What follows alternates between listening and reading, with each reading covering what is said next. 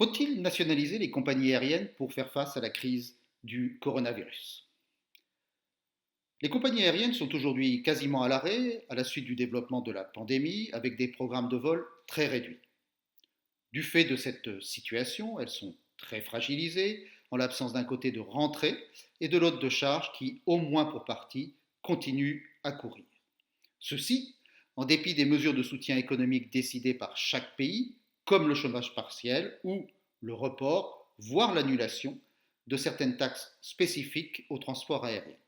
En outre, pour ce secteur, un rattrapage post-crise n'est pas envisageable, l'activité envolée, si j'ose dire, l'est définitivement.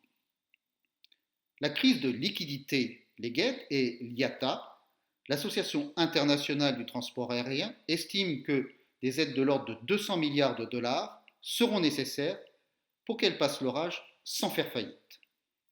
De telle sorte que des nationalisations sont même envisagées, voire en cours de déploiement, comme en Italie pour la compagnie Alitalia, déjà mal en point avant la crise. Mais la nationalisation est-elle une solution viable? S'il s'agit simplement de nationaliser, non, car cela ne se traduira par aucun apport de cash supplémentaire, l'argent servant à indemniser les actionnaires actuels.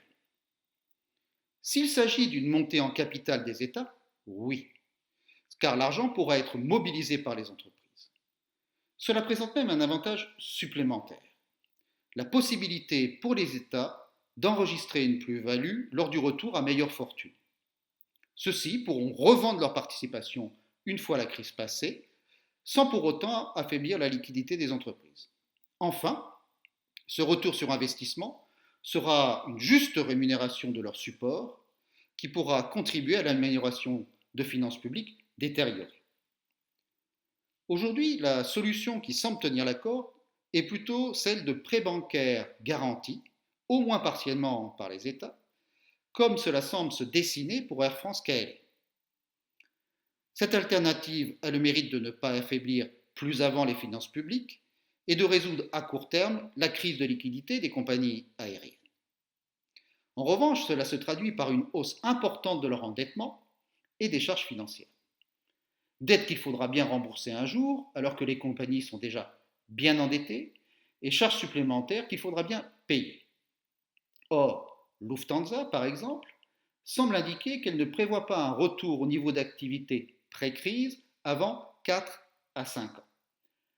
Cela implique donc également de réduire la voilure des compagnies aériennes durablement avec une baisse importante des coûts, ce à quoi Lufthansa semble prête. Mais on peut sans risque penser que cela sera plus dur pour Air France-KLM, surtout la partie Air France, dont le traditionnel passif social, au sens comptable du terme, est bien connu et accru par les hausses de salaire accordées juste avant la crise par son nouveau patron pour dénouer la crise interne. Les compagnies aériennes ne sont pas égales devant la crise, certaines étant déjà plus endettées comme Air France-KLM ou American Airlines et ou ont des coûts fixes plus élevés nécessitant des mesures d'autant plus énergiques. Tandis que les compagnies plus prévoyantes seront mieux armées pour faire face à la crise. Il en est des entreprises comme des États. Une saine gestion pré-crise rendra plus aisé le rétablissement post-crise. L'enjeu du transport aérien, comme de bien d'autres face à la crise du coronavirus, est double. D'une part, résoudre la crise de liquidité à court terme, et là, les prises de participation en capital par les États, comme les prêts bancaires garantis, sont pertinents.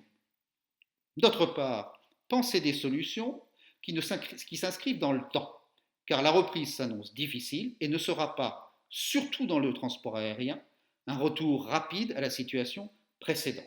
Et là, les prises de participation des États semblent plus judicieuses. Les semaines et les mois qui viennent permettront d'apprécier les options choisies par les différents pays pour conserver leur fleuron aérien, mais aussi dans d'autres secteurs stratégiques.